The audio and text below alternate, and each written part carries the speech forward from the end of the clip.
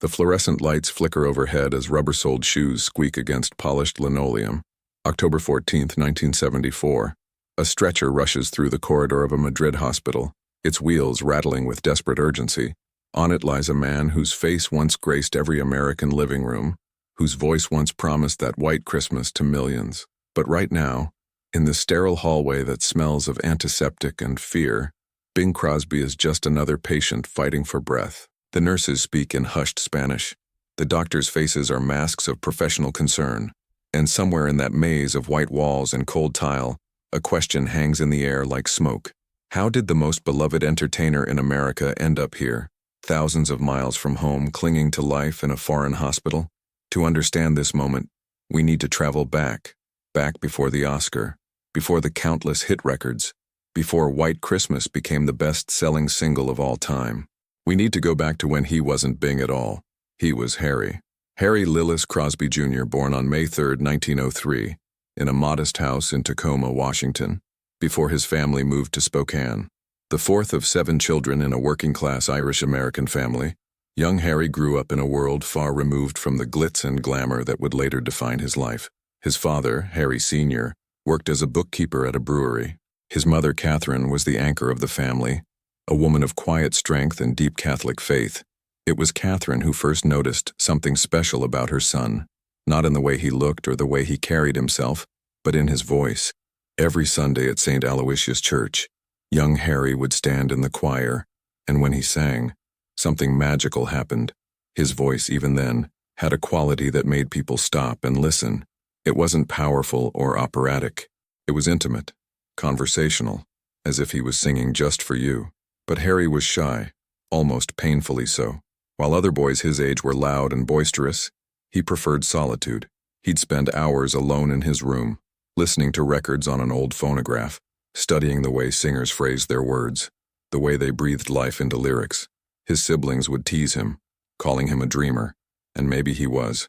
But in those quiet moments, with just him and the music, something was forming. A style, a sound, a way of singing that would eventually revolutionize American popular music.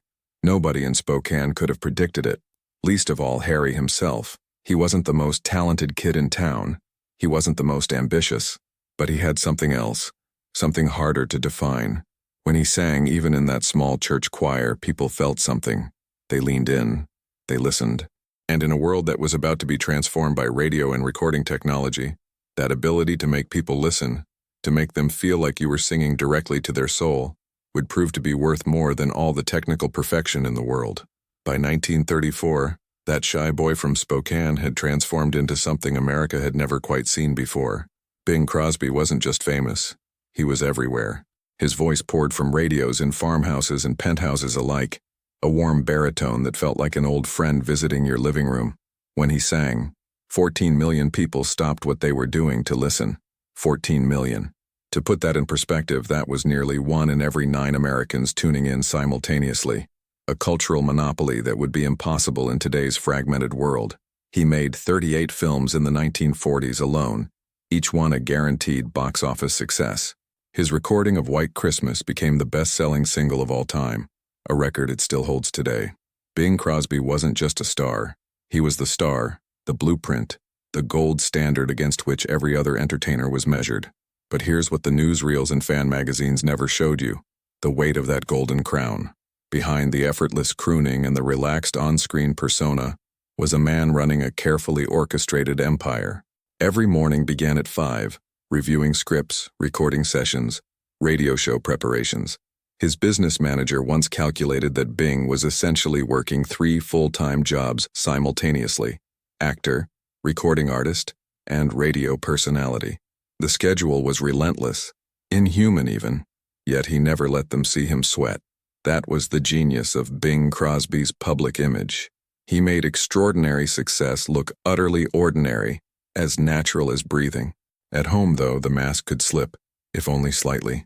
His wife, Dixie Lee, had been a promising actress herself before their marriage in 1930. Beautiful, talented, with a sharp wit that could match his own.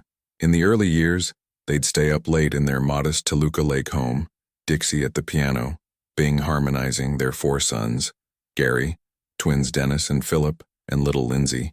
eventually padding downstairs in pajamas to listen. Those were the moments Bing treasured most. The rare hours when he wasn't Bing Crosby, international phenomenon, but just Harry, a father teaching his boys how to fish, how to swing a golf club, how to find the melody in a simple tune.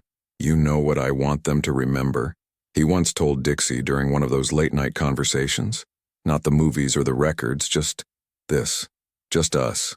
She'd smiled, but there was something sad in her eyes, as if she already knew those moments were becoming rarer, slipping through their fingers like sand. The public saw perfection, the devoted family man, the humble superstar, the voice that could make you believe everything would be all right. But perfection is exhausting to maintain. By 1940, Dixie had started drinking. Quietly at first, then less so. The pressures of being Mrs. Bing Crosby, of raising 4 boys essentially alone while her husband worked 18-hour days, had begun taking their toll. And Bing? He buried himself deeper in work, because work was something he could control, something he could perfect. The cracks were forming, hairline fractures in the golden facade. But in 1942, when White Christmas was released and became an instant sensation, nobody was looking for cracks. They only saw the shine. They only heard that voice promising them comfort, promising them home. What they couldn't hear was the price he was paying for every perfect note. March 3rd, 1974. The Pasadena Civic Auditorium. Bing Crosby takes the stage for what should be another routine performance. Another night in an endless parade of nights that had defined his life for 40 years. But something is different tonight. The audience doesn't notice at first. How could they? This is Bing Crosby, after all. The man who never falters, never stumbles, never shows weakness. He smiles that famous smile, raises the microphone and begins to sing. But backstage, his manager notices something in his eyes, a flicker of something that looks dangerously close to fear. Halfway through the second song, Bing's hand moves almost imperceptibly to his chest. A subtle gesture, nothing dramatic, just a brief touch, as if adjusting his tie. But it lingers there a moment too long. His breathing, usually so controlled and effortless, becomes slightly irregular. The notes that once flowed like honey now require visible effort. Beads of sweat form on his forehead under the hot stage lights. But these aren't the normal consequence of performance. These are different. His skin has taken on a pale, almost gray quality that makeup can't quite hide. He finishes the song. The applause comes. And in that moment, as thousands of hands clap in appreciation, Bing Crosby realizes with terrifying clarity that something is very, very wrong. The pain in his chest intensifies, a crushing pressure that makes each breath feel like lifting a mountain. He's experienced discomfort before, dismissed it as indigestion, stress, the inevitable wear of age. But this is different. This is his body screaming what he's refused to hear for months, maybe years. He manages to excuse himself with practiced grace, that legendary Crosby charm buying him just enough time to make it off stage before his legs nearly give out. His manager catches him.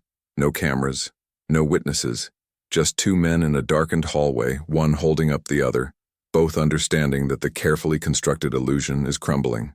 Within the hour, Bing is in a private room at a hospital whose name will never appear in any official record. The doctors are sworn to absolute secrecy. No press releases, no statements. The machinery of celebrity protection kicks into overdrive, but in that sterile room, none of it matters. Bing lies there, electrodes attached to his chest, watching the monitor trace the erratic rhythm of his failing heart. For the first time in decades, he's alone with himself.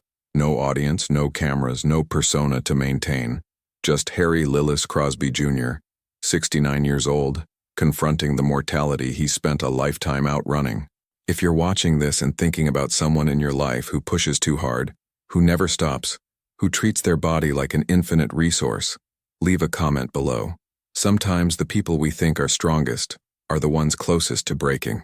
The diagnosis comes in clinical terms that sound almost gentle until you understand their weight. Severe coronary artery disease, dangerously advanced. The doctors speak in careful tones about blockages, about how close he came to a massive heart attack, about how the next one, and there will be a next one if nothing changes, might not give him the luxury of a hospital bed. Bing listens in silence, his hand resting on his chest where the pain still pulses like a warning bell that finally, he cannot ignore. The weeks that followed were a masterclass in silent suffering. Bing returned to his estate not as the conquering hero America knew, but as a man fundamentally altered by the brush with his own ending. The doctors had been clear: slow down or face consequences far more permanent than a hospital stay. But slowing down wasn't in Bing Crosby's vocabulary. What changed wasn't the pace, it was the awareness. Every breath now carried weight. Every performance became a negotiation between willpower and the limitations of flesh that had finally spoken loud enough to be heard. His family noticed it first. The way he'd pause at the top of stairs, just for a heartbeat longer than before. The careful way he'd lower himself into chairs as if his body had become something fragile he was learning to carry. His sons would later recall those months as the first time they saw their father as something other than invincible. He never spoke about what happened in that hospital room. Never acknowledged the fear that must have coursed through him when his heart decided to remind him of the bargain all mortals make. But it lived in his eyes now, a shadow that no spotlight could quite erase. The public never knew. That was perhaps the cruelest part of the performance. He returned to stages and studios, that effortless smile still in place, that velvet voice still wrapping around lyrics like nothing had changed. But everything had changed. Bing Crosby, the man who had seemed to exist outside the normal rules of human limitation, now lived with the constant whisper of mortality in his ear. He continued working because that's what legends do. They perform, until they can't. But the joy had been replaced by something else.